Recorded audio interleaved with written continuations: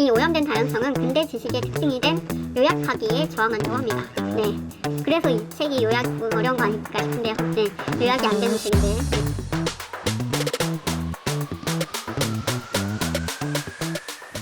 네, 안녕하세요. 장단편의 책 읽는 브이로그 장단편입니다. 네, 오늘은 지난번에 이어 세계 끝에 버섯 1부의 2장 협력으로서의 오염, 그리고 3장 규모에 따른 문제, 그리고 마지막으로 인터루드 냄새 맡기까지를 이야기하는 에피소드입니다. 진도가 많이 더디죠. 아마 다른 책이라면 훨씬 더 빨리 짧게 이야기가 가능했을 것 같은데 이 책이 아무래도 요약이 힘든 책이라 이렇게 느리게 가고 있습니다.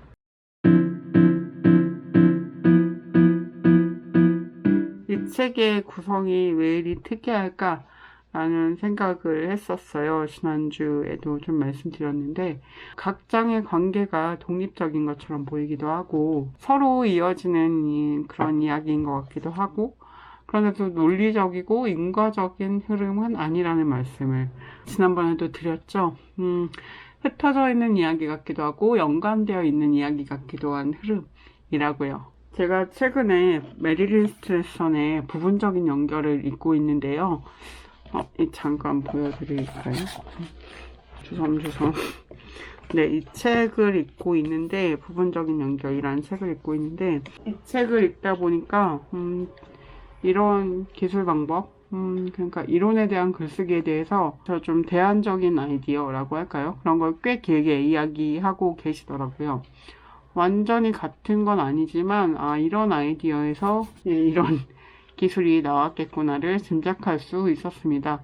메릴린 스트레서는 영국의 인류학자고요. 1970년대부터 인류학의 한계, 그리고 특히 인류학이 서구를 대상으로 한다기보다는 비서구의 서구의 인류학자들이 가서 그 문화를 관찰해서 남기는 경우가 많잖아요. 이런 그 연구 방법 혹은 시각 자체가 1세계를 보편으로 생각하고 그 외의 지역을 좀 특수한 것으로 보는 시각도 있는 거죠. 그래서 이런 서구 중심주의에 대한 비판으로서 이제 에드워드 사이드의 오리엔탈리즘의 영향이 컸다고 언급을 하고 있는데 좀 놀랐어요. 그러니까 이 책, 저 뭐 이렇게 한국에서 읽기만 하지 또 그 책이 실제로 어떤 영향을 미쳤는지에 대해서 좀 처음으로 이렇게 확인한 거여서 네, 되게 좀 재밌었고요. 어떻게 보면 오리엔탈리즘에서 이제 비판하고 있는 그런 이유들로 인류학이 지속될 수 있을까라는 물음에 처할 수 있죠.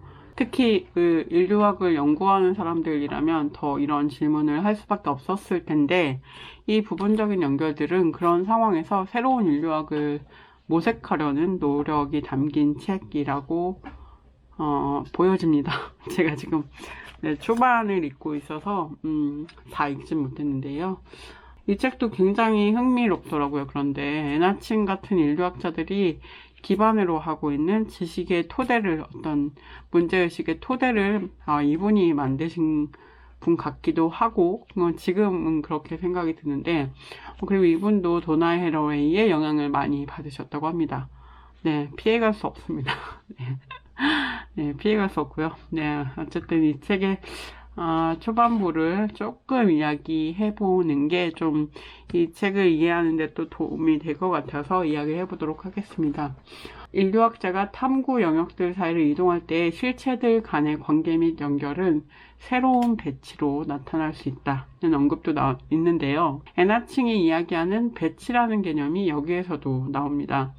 이게 뭐 같은 맥락으로 쓰였는지 그거는 조금 다를 수 있지만 지식을 구성하는 것이 어떤 배치를 어떻게 하느냐에 따라서 좀 달려있다, 달라질 수 있다, 이런 생각이기도 한 것 같아요. 또 스케일에 대한 이야기도 하는데요. 오늘 이야기할 부분에서 스케일에 대해서 이야기를 해서 여기서요, 스케일에 대한 얘기가 좀 나오거든요.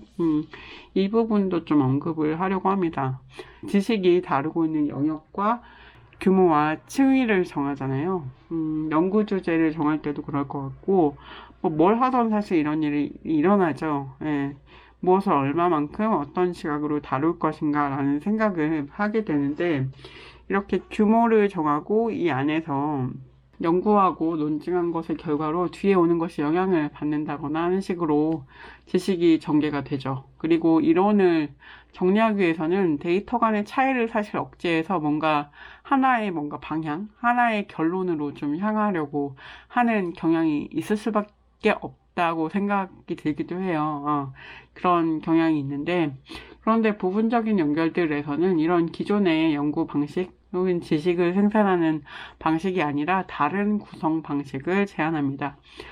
메릴린 스트레서는 차이화는 억제되지 않는다. 그것은 난무한다. 라고 쓰면서 유의미함은 상세함의 층위에 달려있지 않은 것 같고 그 자체가 각각의 수준에서 변별의 항상적인 배경으로 등장한다. 그렇다면 비교 혹은 차이화라는 활동은 칸토어의 먼지처럼 그 자체로 복제를 반복하는 자기유사적 패턴을 갖고 있다고 할 수 있지 않을까? 나는 데이터로 그 점을 증명하려고 하기보다 그것으로 데이터를 만들어 보겠다라고 선언을 하고 계십니다. 약간 선언 같죠? 이분들 다 이렇게 헬로웨이도 그렇고 헬로웨이 선언문 자체가 선언인데 어쨌든 선언을 내가 이런 이론 만들어 보겠다 이런 선언을 하시는 분들입니다. 재밌어요. 네. 이건 제가 이해하기로는 각 사례들이, 그러니까 여기서 인류학에서 기술하는 각 사례들이 그것 나름의 이론을 증명할 수 있는 어떤 요소들을 항상 가지고 있다. 그래서 이것을 잘 보여주고 계속 보여주는 것으로도 뭔가 이론을 만들 수 있지 않겠냐라고 하는 것이 아닌가라고 이해를 해봤습니다. 그래서 인류학을 쓴다에서 칸토어의 먼지의 이미지를 보여주고 있는데요. 잠깐만요. 어디다가. 네, 이런 이미지가 칸토어의 먼지의 이미지라고 합니다. 예. 저도 뭐 칸토어의 먼지에 대해서 사실 잘 아는 건 아니고, 좀 설명을 드리면, 잘 아는 건 아니지만 설명을 드리면, 칸토어의 먼지는 수학에서 이야기하는 프랙탈이라는 것 중 하나의 예시라고 하고 물리나 수학 통계 그리고 코딩 등 여러 가지 분야에서 사용된다고 합니다.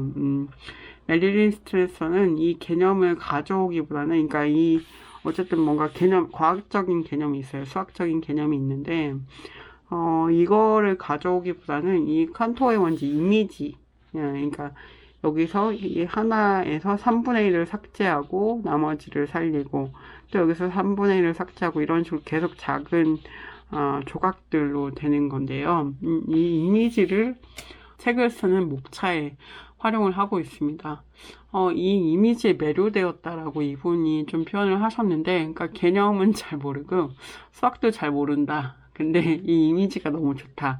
이렇게 얘기하시더라고요. 그래서 이 칸토어의 먼지라는 이걸 활용해서 시놉시스를 구성을 하시거든요.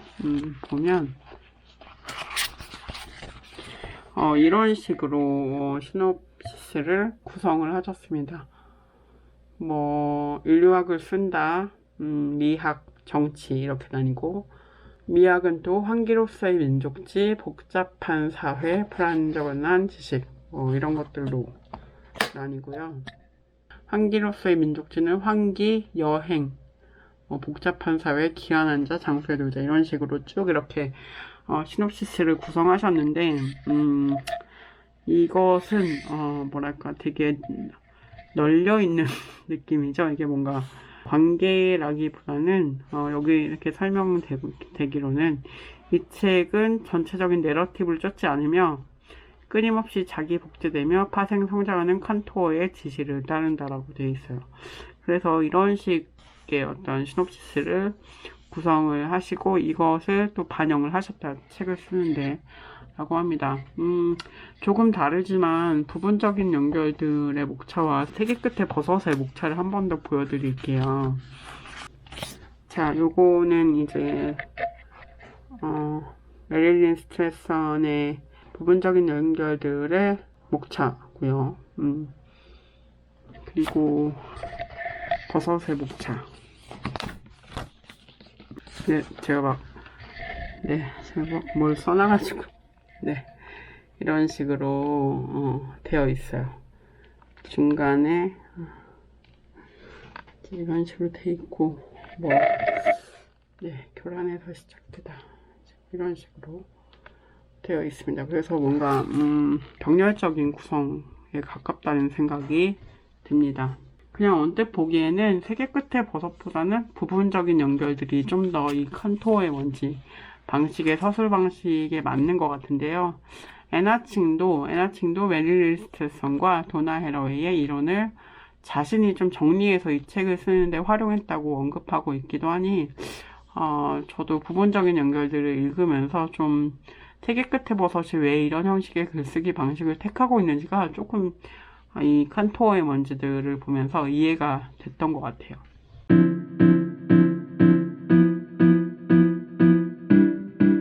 그러면 2장 협력으로서의 오염을 살펴보겠습니다. 이 협력으로서의 오염에서는 20세기를 주름잡은 두 가지 학문, 신고전파 경제학과 집단 유전학 두 가지 학문에 대해서 비판하는 것으로 시작을 합니다.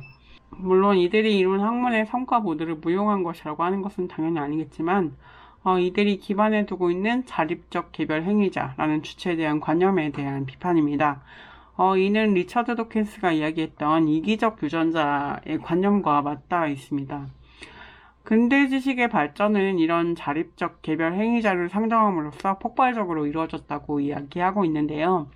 우리가 근대 철학 같은 거 공부할 때도 독립적이고 이성적이고 이성으로서 모든 것을 해결할 수 있다고 생각하시는 분들이 근대 철학 초기에 많이 등장을 하시잖아요.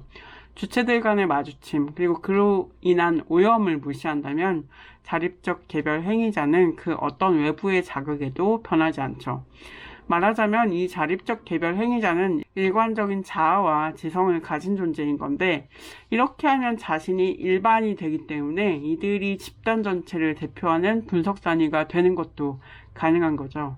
그런데 이런 이야기는 사실 상상이죠. 머릿속에서만 일어날 수 있는 일입니다. 실제로는 절대 이것이 가능하지 않으니까요. 그런데 왜 경제와 생태일까 생각해보니 이 두 가지가 자본주의가 발전할 수 있는 어떤 토대를 이루는 학문인 것 같더라고요. 경제의 논리는 이 뒷부분에도 나오는데요. 자연에서 얻은 것들로 이제 성립이 가능하고 자연을 지배할 수 있어야 이익도 나오잖아요. 그런 부분에서 이 두 학문이 자본주의 발전의 필수적인 것들이었구나, 이런 생각을 또 해봅니다. 어쨌든 근대적 지식의 생성에는 이런 개별성이 많은 영향을 미쳤습니다.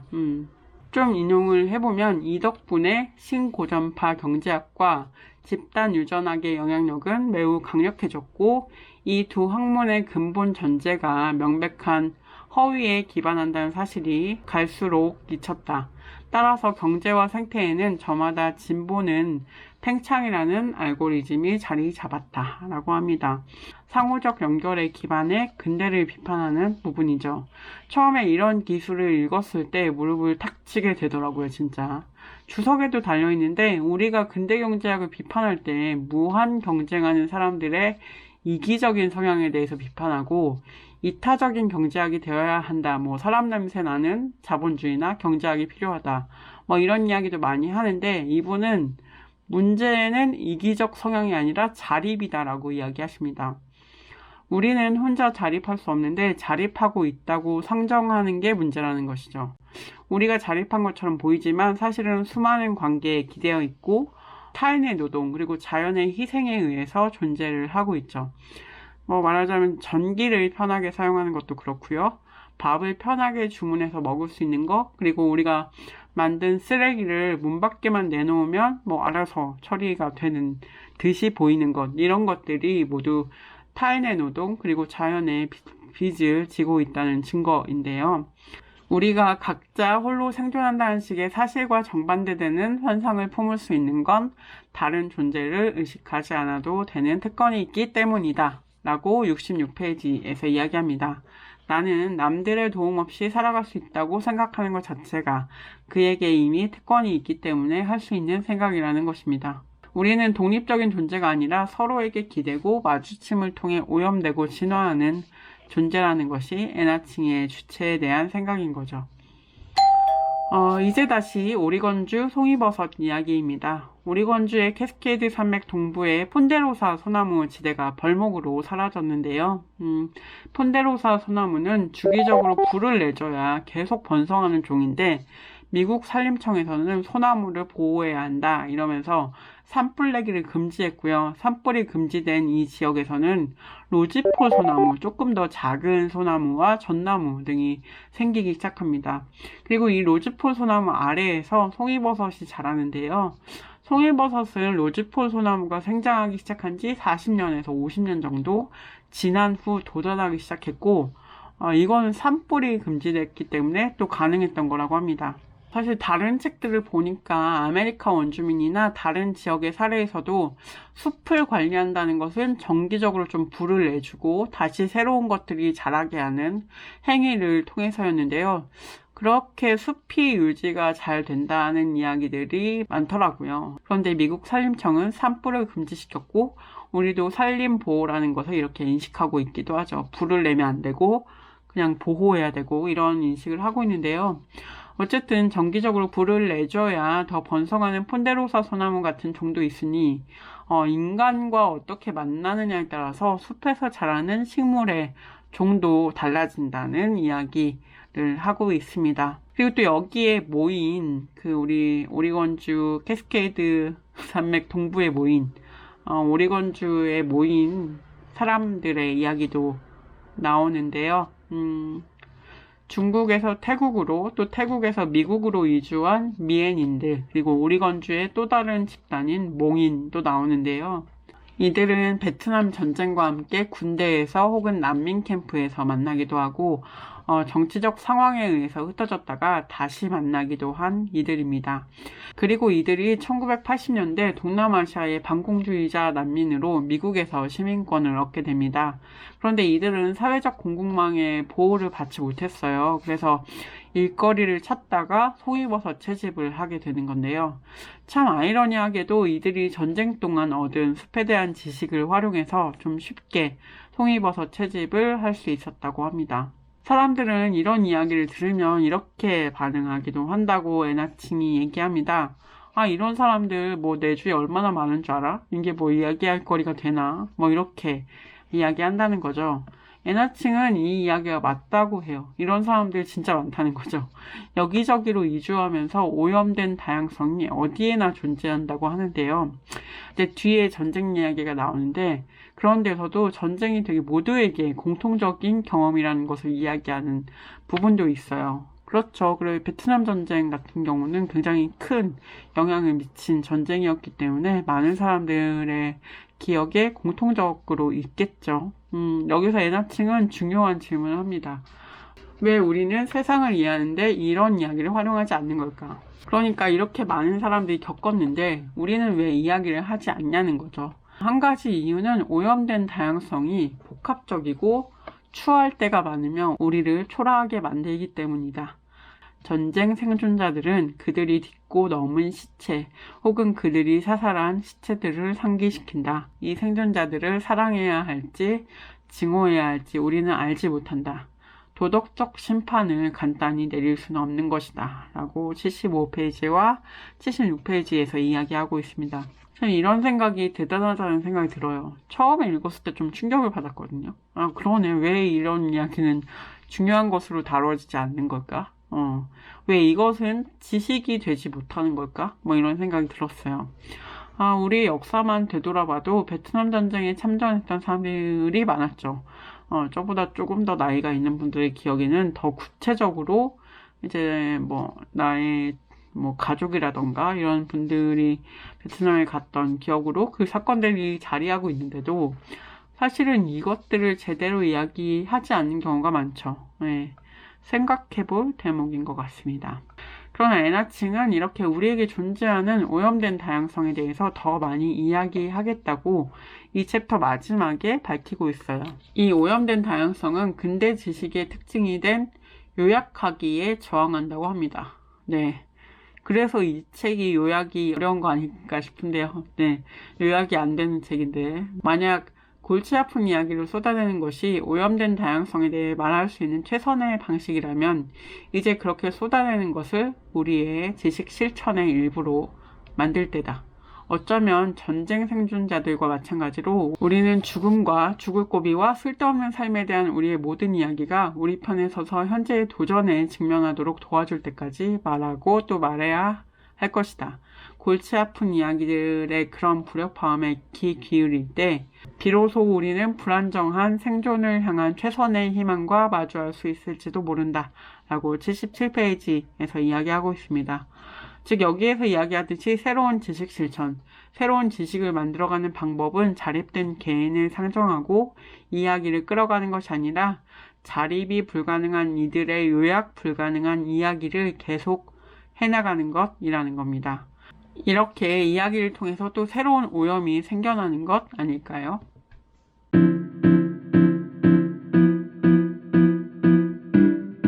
이제는 3장 규모에 따른 문제를 이야기하려고 합니다. 원래 이야기를 하다 보면 이야기하던 중에 다른 생각이 끼어들거나 더 좋은 생각이 날 때가 있잖아요. 그런데 보통 우리가 지식을 만들거나 정리를 할 때는 이런 다른 생각이 끼어드는 것을 좋지 않다고 생각하고 원래의 일관성을 유지하려고 하잖아요. 그런데 에나칭은 그것을 오히려 긍정적으로 보고 있습니다. 이렇게 끼어들어 방해해야만 대부분의 근대 과학이 갖는 한계, 즉 연구 틀은 바꾸지 않으면서 무한한 확장 가능성을 요구하는 방식에서 벗어날 수 있다. 알아차림의 기술은 이런 식으로 규모를 확장할 수 없기 때문에 구식으로 여겨진다. 네, 에나칭이 반복해서 이야기하고 있는 알아차림의 기술이라는 이런 방법들, 그리고 인류학적인 방법론, 새로운 방법론으로서 이렇게 많은 이야기들을 하는 방법론을 사람들이 구식이라고 이야기한다는 것도 잊지 않으셨네요. 네, 지식이라고 하면 좀 더 큰 규모의 어떤 연구로 만들어서 어떤 일반론을 만들겠다는 야심을 가지게 될 만하고, 한국의 사례로 보자면 연구비를 더 딸 수 있고 그게 근대적 지식의 방법이었는데, 에나칭은 버섯에 대해 생각하고픈 마음이 조금이라도 있다면 그와 같은 기대는 접어야 한다고 이야기를 합니다. 네, 꿈을 깨라는 거죠. 네. 그런데 근대의 방식은 이렇진 않죠. 확장하는 것, 규모를 만드는 것이 옳은 것, 잘하는 것이잖아요. 그런데 또 여기서는 반대의 이야기를 하는 거죠. 그래서 규모라는 것에 대해서 새로운 이야기를 하고 있습니다.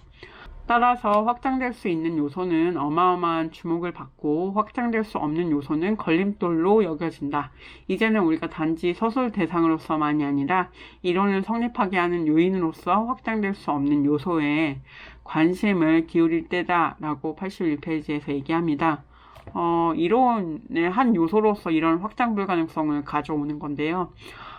이런 확장될 수 없는 지식에 대한 생각은 버섯의 재배 방식과도 통합니다. 버섯은 플랜테이션 농장처럼 대량 생산으로 수확할 수 있는 것이 아니거든요. 네, 플랜테이션 농장은 큰 규모의 농장을 위해서 원래 있던 것들을 싹 밀어버리고 하나의 작물만 심겨진 농장을 만들고요. 효율적인 노동을 위해 인간 역시도 대체 가능한 것으로 만듭니다. 이를 통해 이윤을 남기고 그 규모를 확장하는 거죠. 유럽인들이 세계의 온난한 지역에서 대규모로 만든 이런 플랜테이션 농장들은 어떻게 소외와 호환성, 팽창이 전례 없는 이윤을 낳을 수 있었는지 보여주었습니다.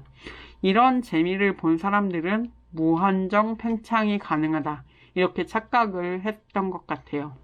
하지만 송이버섯은 다르죠. 송이버섯은 나무와 어울려 자라야 하기도 하고요. 그 대신 숙주가 된 나무에게는 양분을 주는 그런 상리공생의 관계를 맺습니다. 송이버섯 덕택에 숙주나무는 비옥한 부엽토가 없는 척박한 땅에서도 살아갈 수 있는데요. 참고로 제 뉴스를 찾다 보니까 한국에서 송이버섯 인공재배에 성공했다는 뉴스가 2017년에 있더라고요. 네, 이게 그동안 불가능하다라고 했었는데 성공을 조금씩 하는 것 같아요. 근데 아직까지는 대량 생산이 가능한 것 같지는 않고, 어쨌든 네, 이런 특성이 있습니다. 송이버섯은 아직까지도 플랜테이션 농장처럼 대량 생산이 불가능한 그런 그런 생물, 그런 식물인 거죠.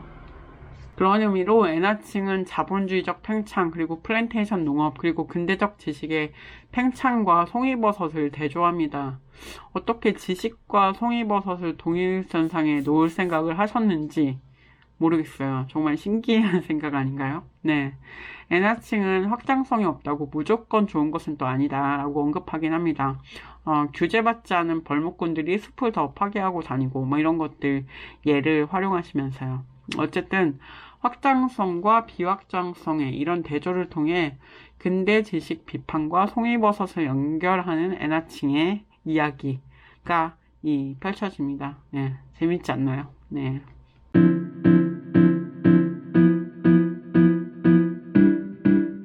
네, 마지막입니다. 인터루드 냄새 맡기 부분인데요. 여기에서 뜬금없이 냄새 맡기라는 냄새 이야기가 끼어듭니다. 송이버섯 냄새, 송이버섯 향기에 대해서는 조금 언급도 되긴 했지만 송이버섯 냄새 이야기를 여기서는 불확정성과 마주침이라는 개념과 연결하는데요. 이론적인 것을 이렇게 감각적인 것을 통해서 정리하려고 한다는 것이 인상적이고, 앞으로도 보시겠지만 각 장의 인터루드는 이런 감각과 관련된 키워드들로 구성이 되어 있습니다. 인터루드는 음악에서 간주라는 의미이기도 하죠. 네, 실제로 존 케이지가 작곡한 불확정성이라는 시리즈가 있는데, 이 시리즈에서 버섯과의 마주침을 기리는 내용이 많이 담겨 있다고도 하더라고요. 존 케이지는 또 유명한 버섯 애호가였다고 합니다. 네, 전위 음악가로 유명하신 분이잖아요. 그쵸? 어쨌든 버섯에 대한 음악을 작곡할 만큼 버섯을 사랑하신 그런 분이고요. 버섯은 외부와의 관계에 따라 각자 다른 상황에서 성장하고 그 마주침은 정해져 있지 않죠. 어떤 환경과 어떤 나무와 어떻게 만나게 될지 모르는 것이니까요. 네, 송이버섯 냄새에 대한 각 민족들의 반응은 각기 다릅니다. 일본이나 한국에서는 송이버섯을 귀하게 여기지만 미국에서는 송이버섯 냄새를 역하게 생각했다고 해요. 그래서 송이버섯을 먹지 않았던 거고, 그래서 오리건주에서 일본에 송이버섯을 수출을 할 수 있었던 건데요. 같은 냄새를 맡지만 다르게 마주치는 불확정성에 대해서, 그리고 각각의 자연 문화의 매듭에 대해서도 이야기합니다. 이런 불확정성에는 아주 흥미로운 자연 문화의 매듭이 있다. 서로 다른 방식의 냄새 맡기와 서로 다른 속성의 냄새가 함께 쌓여 있다.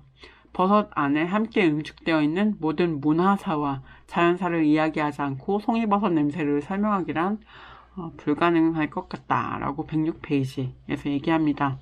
우리가 보는 것은 버섯이지만 여기에 이제 수많은 이야기들이 담겨 있다는 거죠.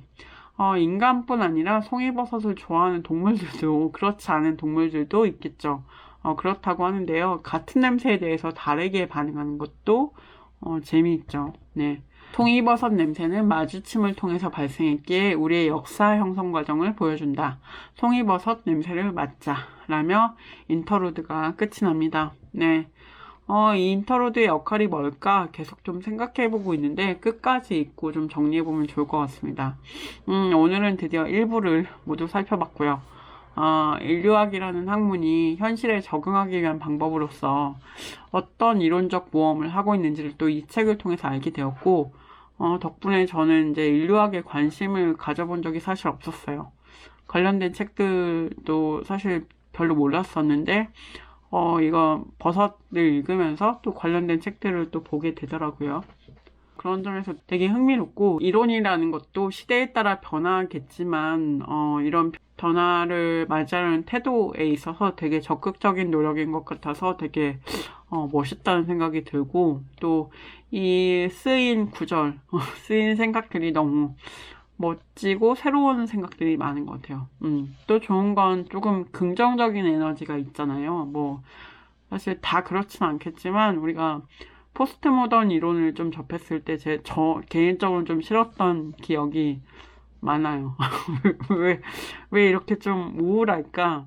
패배적일까? 이런 생각들을 좀 했었는데, 물론 포스트 모던에서도 페미니스트들은 약간 다른 결들이 계속 있긴 했습니다만, 물론 이분도 애자칭도 지금의 자본주의가 만든 폐허라고 현실을 인식하고 있지만 그럼에도 뭔가 계속 새로운 가능성과 상상력을 이야기하는 것이 재밌고 호기심을 가지자라고 제안하는 것도 되게 유의미한 것 같아요. 그래서 좀 계속 읽고 싶게 만드는 그런 매력이, 그런 긍정적인 에너지, 그런 좀 긍정적인 메시지에 있지 않나라는 생각이 들고요.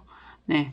그런 점에서 또 버섯 이야기를 또 다음에도 이어가 보도록 하겠습니다. 그러면 오늘 영상은 또 이렇게 마무리를 해보고요. 끝까지 봐주셔서 감사합니다. 네, 저는 또 다음 영상에서 찾아오도록 하겠습니다. 감사합니다.